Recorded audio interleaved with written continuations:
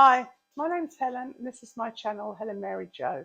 If you're new here, then welcome, and if you're returning, thank you. It's a little bit something different today. I'm making some get-ahead recipes for Christmas. I try and get as much done as I can ahead of time so that come Christmas I'm not running around like a headless chicken, and I can just enjoy that kind of lead up, that last couple of weeks before Christmas, to relax and enjoy myself. So the first thing that I'm making today is bread sauce, and it's something that we grew up with, and so I thought that everybody, um, had bread sauce. So hang on, sorry, I've just got to close that. I thought everybody had bread sauce with their Christmas lunch, but it turns out that loads of people do not. And in fact, one of my son-in-laws had never heard of it. And so it's very, very simple to make. In fact, it's really, really easy. So what I've done is I have made some breadcrumbs. There's about 6 slices of white bread that I just blended up, whizzed up into breadcrumbs in the blender. And then on the, I've got a little portable hob here. I've got milk, butter, cloves, an onion, some pepper. There should be a bay leaf, but it's pouring down with rain and I'm not going out there. And then the last thing I have to add is a couple of tablespoons of mascarpone. You can either use mascarpone or you can use cream, but I've never used mascarpone in it before. I guess that gives it a lovely rich flavour, texture. So basically, you just putting that in. You bring it all to the boil, a low boil, and then you let it simmer, and then you just that basically infuses all the flavours into the milk. So after that's done, I'll just wait for that mascarpone to melt down. I mean, it could not be easier, really. And it's a really traditional thing. I only ever make this at Christmas, and we all love it in our house. So I've been very kind of slapdash about the ingredients, but I will link the recipe that I base this on, which is a BBC Good Food recipe, which I find are very reliable. So that's all ready now. So what I'm going to do, this is dangerous, isn't it, doing all this? So I've got a jug and a sieve, and I am simply going to pour the ingredients into the jug to get rid of all the elements that were giving it the flavour. So that's done. And then you simply combine the two ingredients. So you've got the breadcrumbs, and they're going into the infused milk. So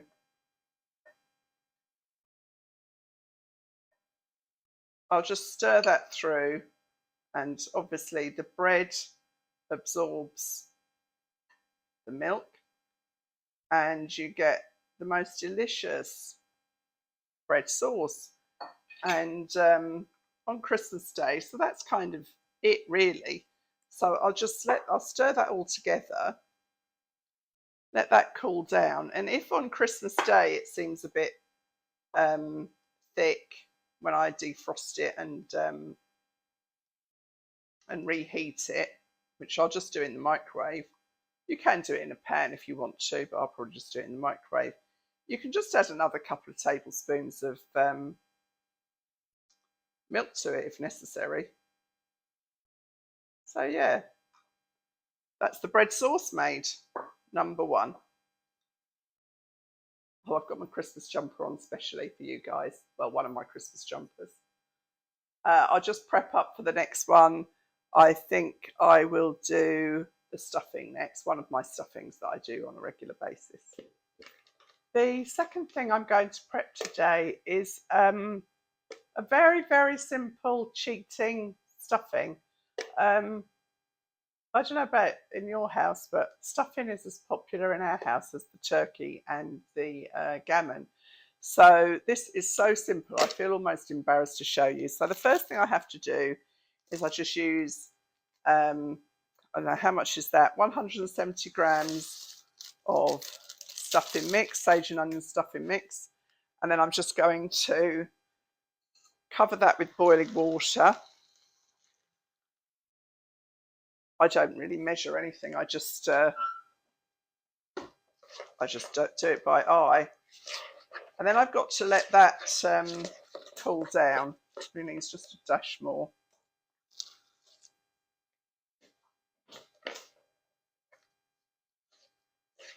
So just mix that up to the packet instructions. And then it's really hot. So that needs to cool down before I add the sausage meat. Otherwise I'll start that cooking. And then I just chuck in a couple of handfuls of dried cranberries, just to give that, you know, that kind of sweet flavour, that kind of fruity savoury thing that we have going on at Christmas, you know. So just a few more in there. And then I've just got to let that cool down. So one thing I would mention that I always have ready, I've got my bread sauce bag ready here for freezing. And, you know, you'll have seen before that I'll put the sauce in there and then I'll flatten it as much as I can so that it fits nicely into the freezer and doesn't take long to defrost. The stuffing is going to go in one of these trays from Costco that I've labelled up. And so that can go straight in the oven on Christmas Day. I try and keep the washing up to a minimum. Not that I do any washing up on Christmas Day. I hasten to add that's the boys' job. And then I spend 2 weeks after Christmas trying to find everything that I've just shoved in drawers randomly, because apparently that's easier than just asking me where it goes. But I can't complain because they do the washing up.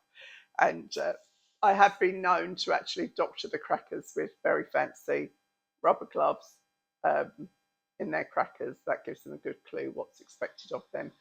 So yeah, I'm just going to let that cool down. I've got the sausage meat here ready to go in. So not sure how much I have got another packet of sausage meat, and I just do it all by eye. This is how much just this way? This is 350 grams. So, you know, it depends how you want the balance of sausage meat to stuffing mix, really. But I just do it all by eye, which I know isn't terribly helpful, but, you know, I always think you know what you want it to look like when you eat it, so kind of aim for that when you're cooking it, really.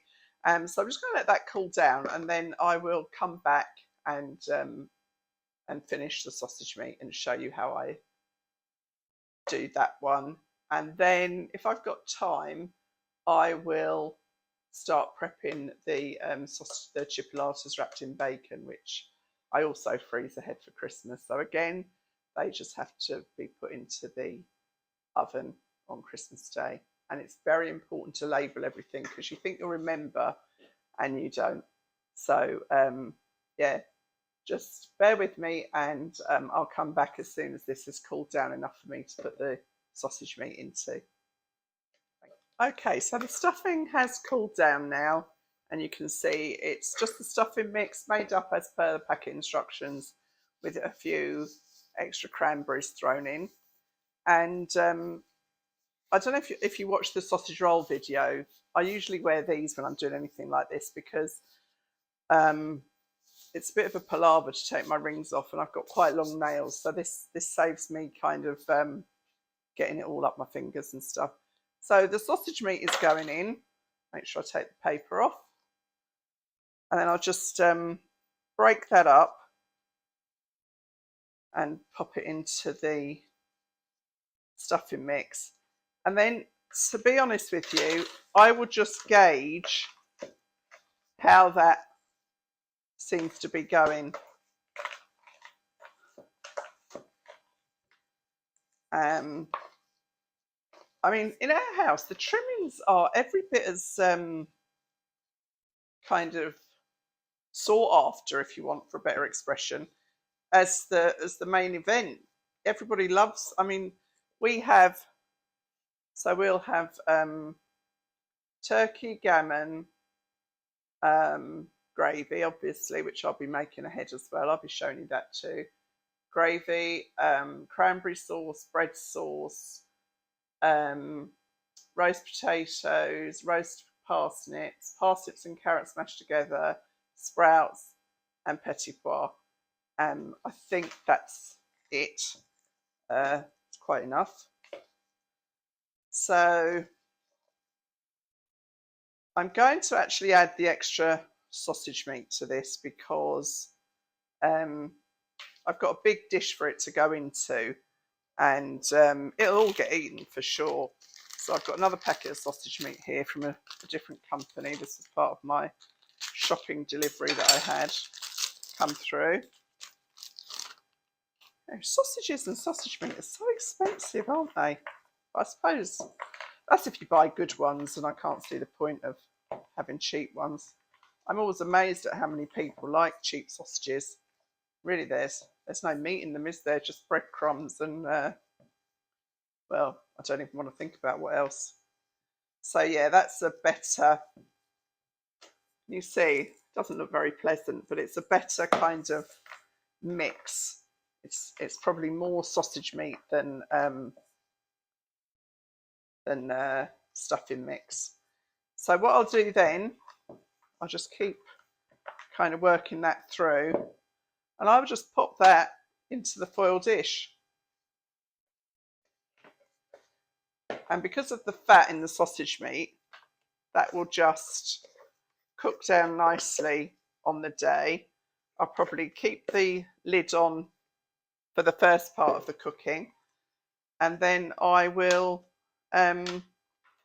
take the lid off to get the kind of crunchy top. So that's it in there.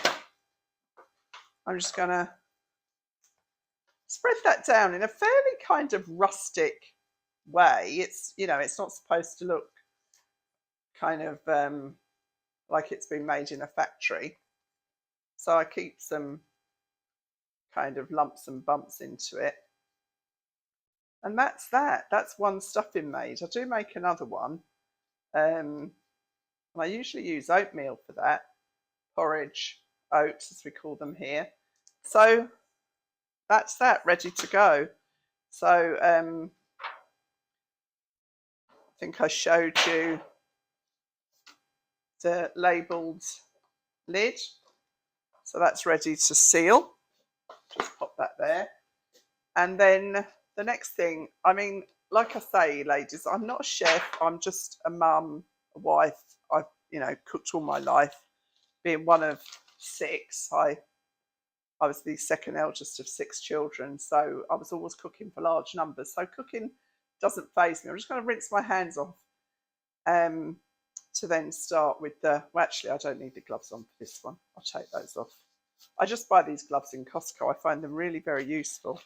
So what I've got here, I mean, I'm just going to show you the first couple because really, as I say, it's not rocket science.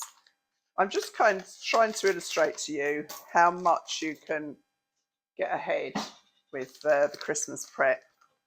You know, if you do a couple of things a day.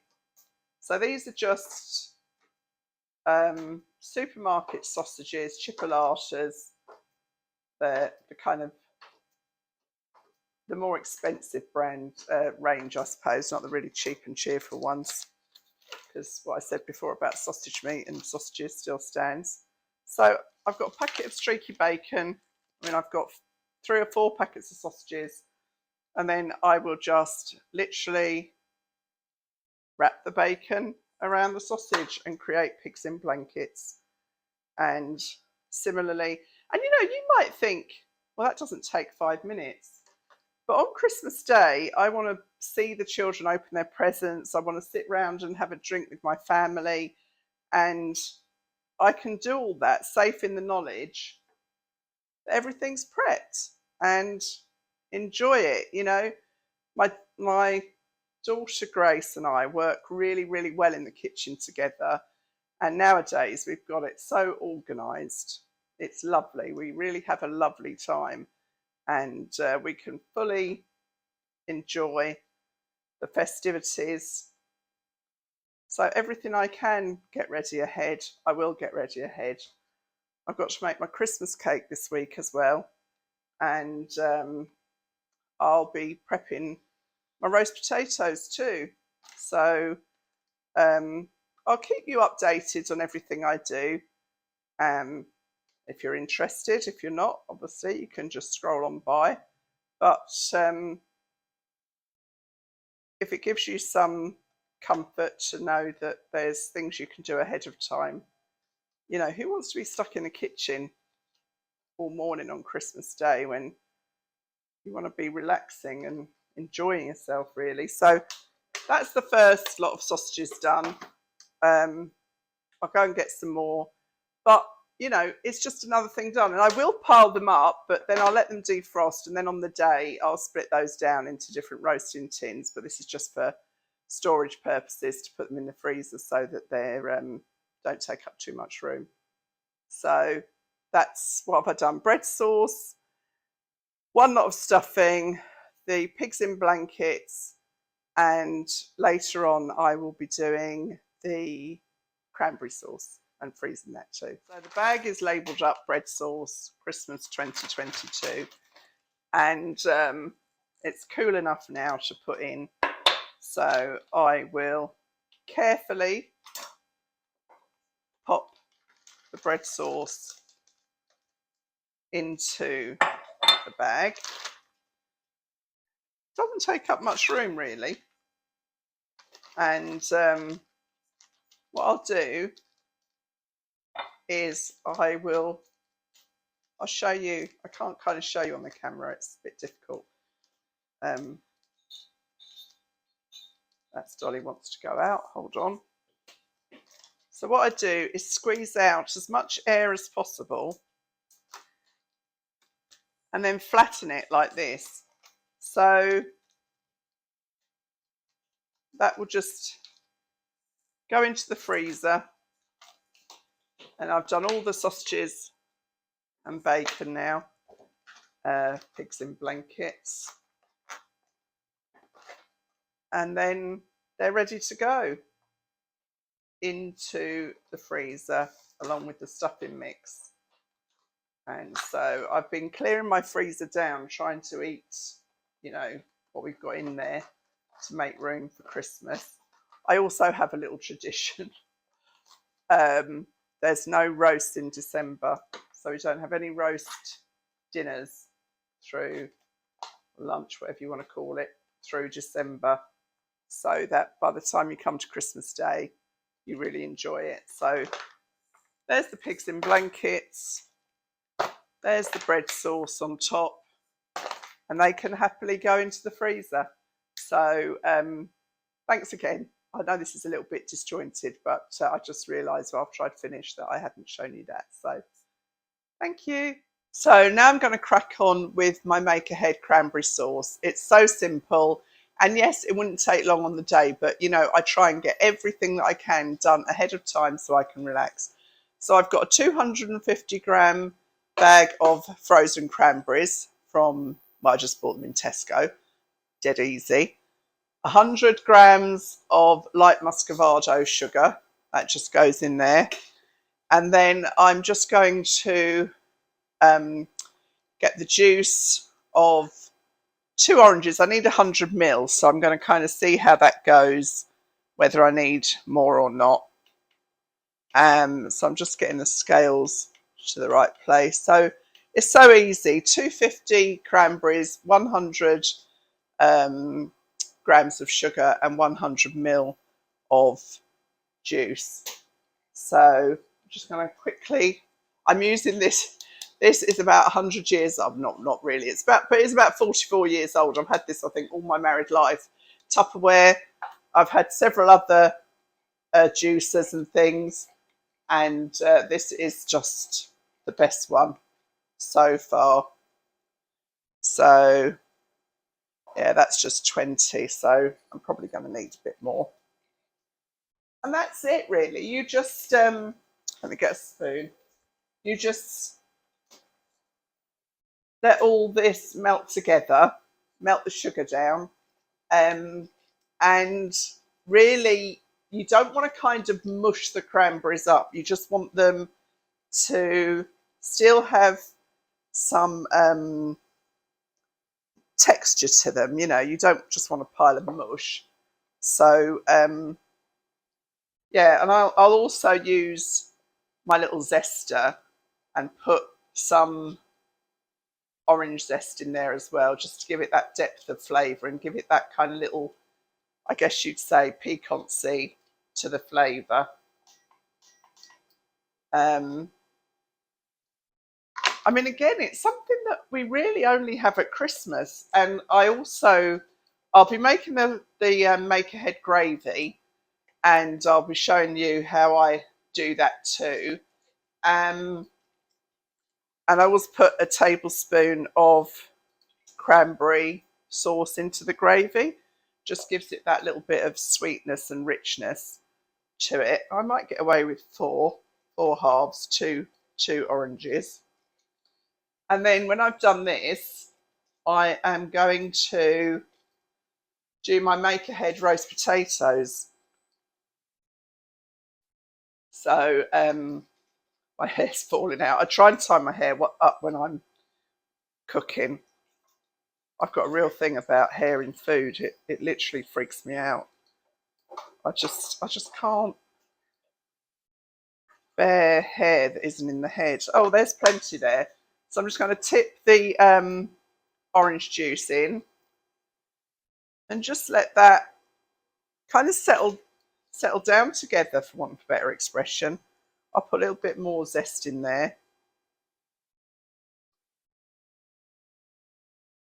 And while that's just kind of finishing off, that's it, you know, it looks so lovely, doesn't it? All the jewel colours of Christmas. That just needs a little bit more just to start to break some of the berries down, but leave probably a quarter of them whole, for want of a better expression. And then I've got my bag ready to pop that into when it's cooled. Oh, Cranberry Sauce Christmas 22. These are really good, these Bako foil bags. I get them in Costco, but you can reuse them. You just, you know, wash them out. So when I'm doing my prep, I try and make my life as easy as possible. You know, I've never been anywhere apart from my mum's on Christmas Day, and that was only probably twice since I've been married. So I've been married 44 years, been to my mum's twice, max, yeah, probably twice. And so I have cooked Christmas lunch 42 times. That's a lot, isn't it? But anyway, never mind. So I buy these peeled potatoes. Yes, I know it's an expensive way of buying them, but in actual fact, to get, what does this weigh? So this is 750 grams. So I got 3 of these, and they do 3 for £2. They're £1 normally, and then 3 for £2. So that's 1.5. That's 2.5 kilos of potatoes already peeled for me. So I don't have to worry about that. And like I say, it's my Christmas too. So why should I, you know, you don't get a medal for it. I used to get so stressed about Christmas and Christmas lunch and everything, and now I just refuse to. I just go for the easy option, but still homemade. So we like our potatoes quite big, so that's probably, I don't know, that's probably like 3 inches, 2.5, 3 inches. So I just, like, a lot of them are smaller, and so I'll leave those whole. And then I will just cut the larger ones down, make sure there's any black bits or brown bits are cut off. I mean, they do a fairly good job, but you know, this is Christmas lunch, so you want it to be special. And then I will put them on to boil, and I will, once they come to the boil, I will check them after 7 minutes of boiling, and that's in salted water. And if they're kind of not soft, but just kind of just cooked really. See, a lot of these are just the right size, because obviously where they go through the machines, they I think, you know, they use the smaller potatoes. And you know what, I mean, if I was peeling them, I'd be looking for the bigger potatoes. That's those going in. So that's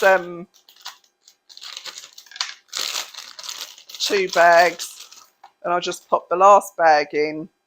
I think I've got 11 or 12 for Christmas lunch this year, so I will count these at the end, and I usually allow 3 per person.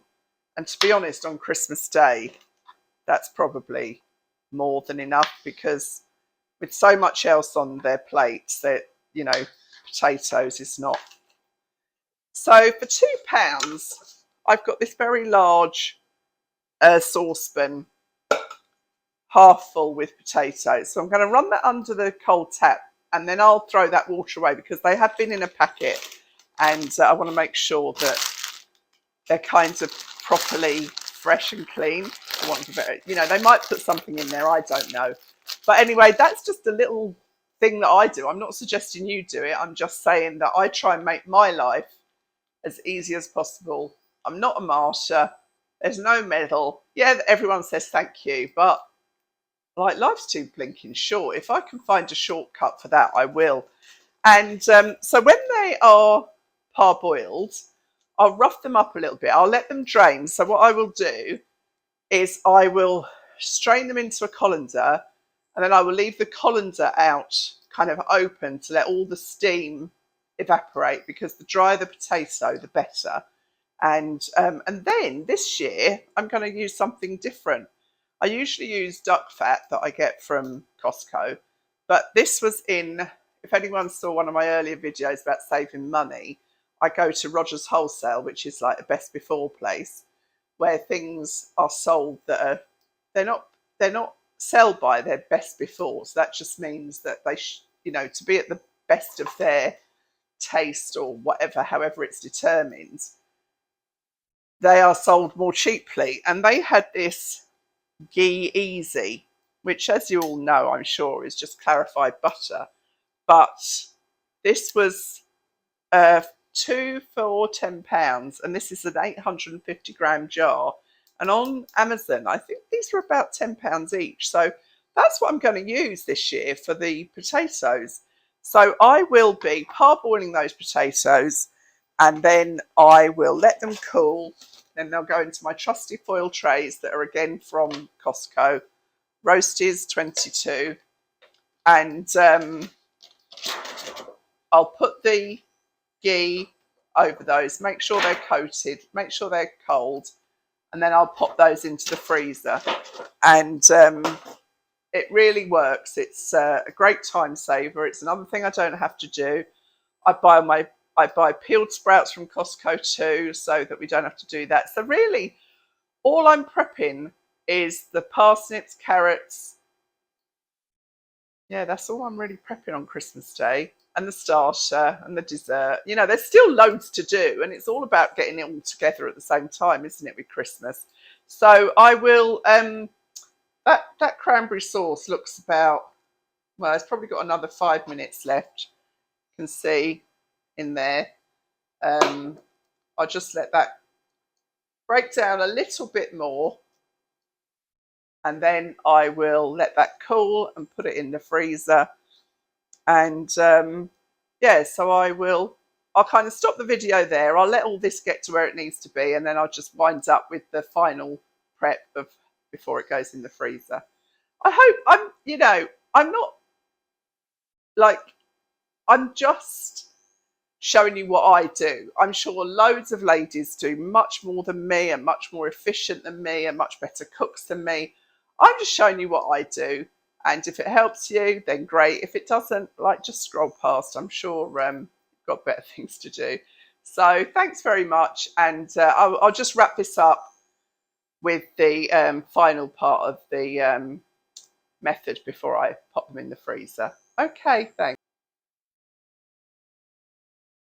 So the last bit of cooking I'm going to do today is the make ahead gravy, and it's just the Jamie Oliver make ahead Christmas gravy, and I've used it now for the last few years, and it's as easy as. So basically, it's chicken wings, which are as cheap as chips. I don't know how much these were, a couple of quid probably. Some onions, some celery, some carrots, some sage, some rosemary, and a couple of bay leaves, which I've got to pop out to the front garden. Oh, and 2 star anise, and salt and pepper. So I'm going to do it in my air fryer today, which I've never done before. But Rob's done such a lovely job on the oven. I don't know if you can see. It's like as good as new. I've got 2 ovens because when I'm cooking, I always find there's not enough room in just one oven. And because I've got 2 ovens, when we were designing the kitchen, I've kind of got 2 microwaves because I do use the microwave a lot. I know a lot of people don't, but I love them. And for symmetry, I just couldn't bear to have like a lopsided situation. And to be honest, I used it like I've got cake in there at the moment just to keep it, off the counter and so on.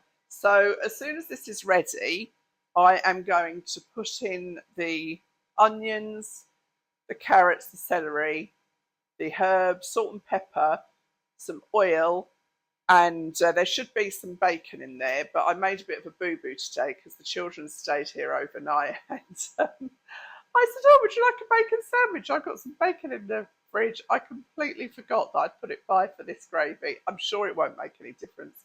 I'm certainly not going out to buy just a couple of rashers of bacon. It'll be so tasty, it won't matter. So that's the air fryer telling me that it's ready for the ingredients. I hope this works. As I say, I've never done it in here before, but I don't see why it shouldn't. I mean, it's just an oven, really. So I'm just slinging in the veggies, and then this is the bit I don't like. I hate getting my hands all in the chicken wings. So you just have to kind of break these up a little bit, and to get the flavour out. So you just kind of open them up a bit. But it's a lot easier. I mean, when they're kind of halfway through cooking, you go in with a rolling pin or whatever. I've just got some hot soapy water. Yeah, I just pop the herbs in on top, and then just a glug of oil in there because there's quite a lot of there's a lot of oil in the skin. So I'll pop that down and echo stop. That's my roast potato timer. So multitasking, just check on those.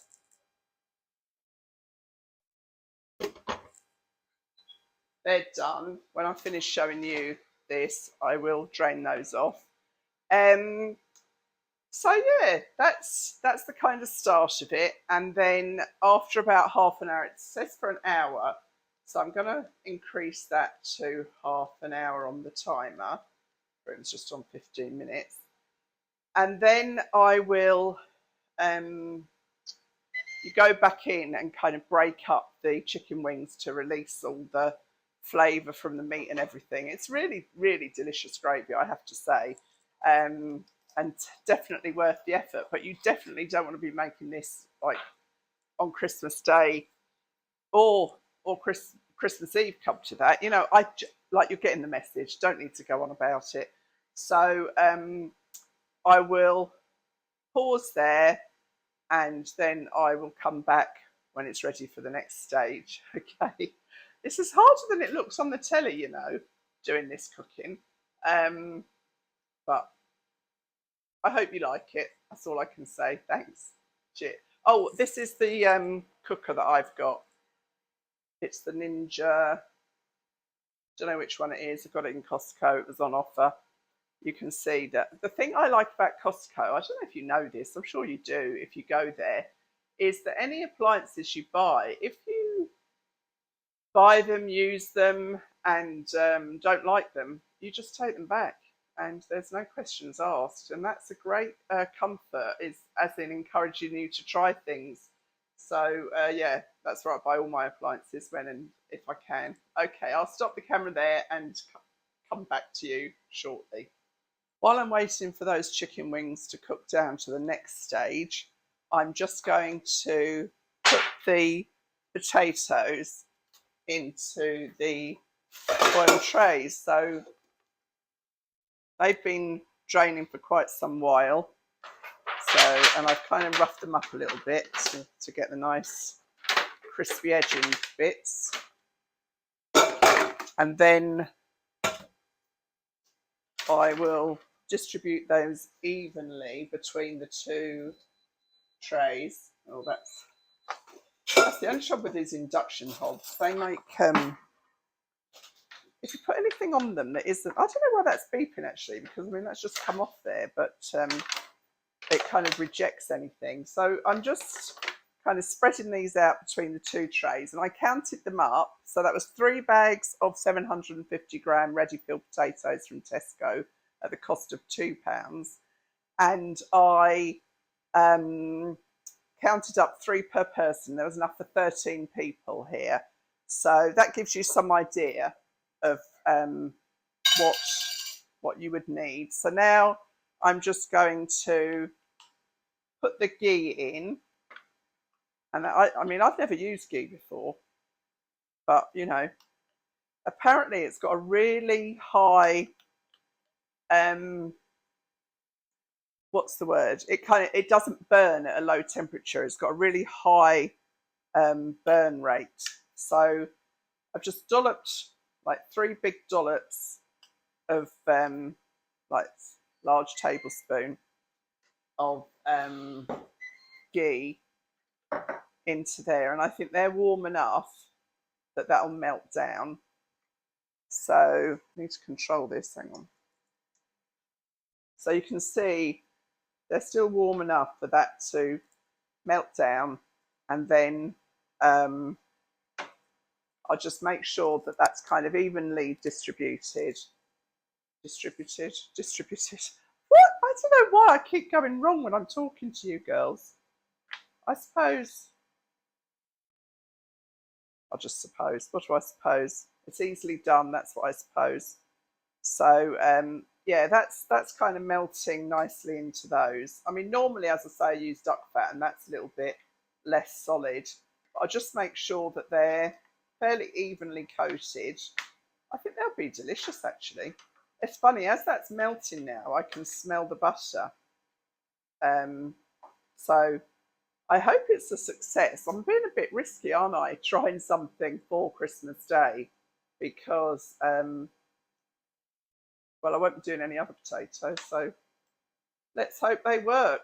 I'm sure they will. Why wouldn't they? Fat's fat after all. So yeah, so that's the potatoes done.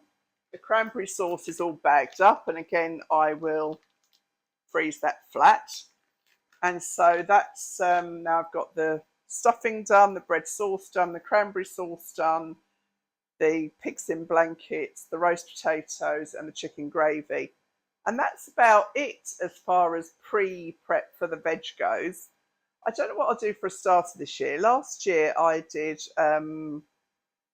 what did I do? Oh, cured salmon. I cured my own salmon, which was so easy. You wouldn't believe how easy that is. And if I do that again, I will show you. But yeah, I mean, basically you just do a layer of salt and sugar, you know, obviously look up the amounts you need. Lay your side of salmon in there. I got a skinless side of salmon, and then covered it with salt and sugar mix again on the top half. Wrapped it all in cling film, and I think it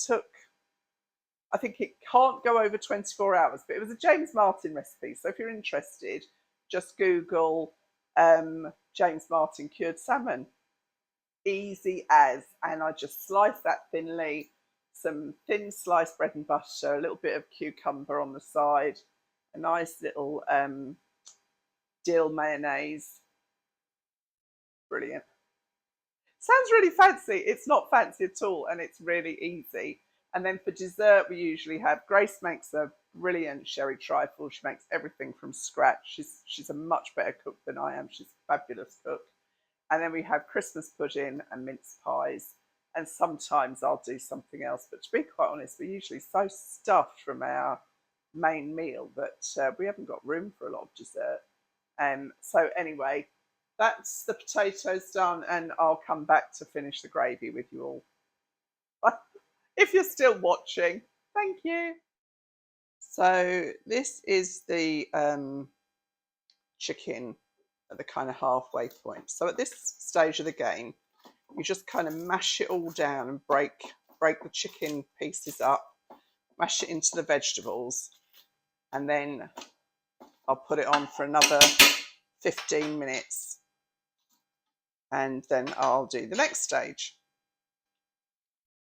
Right, because I've got an induction hob, I have had to transfer this from the kind of oven tray in my air fryer into a saucepan. So I've put it into this, the same pan that I cooked potatoes in actually. You can see the remnants there, that won't kill anybody. And so I'm going to bash those down again with the potato masher, hard down, break it all up as much as possible. And I'm going to put that on the hob with 4 tablespoons of flour and 2 litres of boiling water and let that simmer for a while. That's the next stage. This is the kind of almost the last part of the process really. I've added the flour, I added some port and 2 litres of boiling water. So I'm just letting that simmer to let all the flavours combine, and then I will sieve it and let it cool and then freeze it. And well, I'll taste it, of course. I'll taste it, make sure it's okay, and taste scrummy, I'm sure it will. And that's quite a big job done actually. So happy days.